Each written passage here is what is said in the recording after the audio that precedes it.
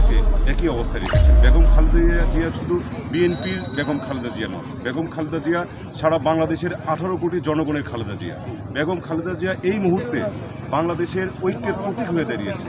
আপনারা দেখছেন যে অবশ্যই বেগম খালেদা জিয়ার এই অসুস্থতায় বাংলাদেশের দল মত নির্বিশেষে সকল শ্রেণী পেশার মানুষ বেগম খালেদা জিয়ার সুস্থতার জন্য প্রতিনিয়ত মসজিদে, মন্দিরে, প্যাগোডায়, প্রত্যেকটা উপাসনালয়ে প্রার্থনা করে যাচ্ছে বেগম খালেদা জিয়া যেন আবার সুস্থ হয়ে এই বাংলাদেশের নেতৃত্বের জায়গায় আসতে পারে।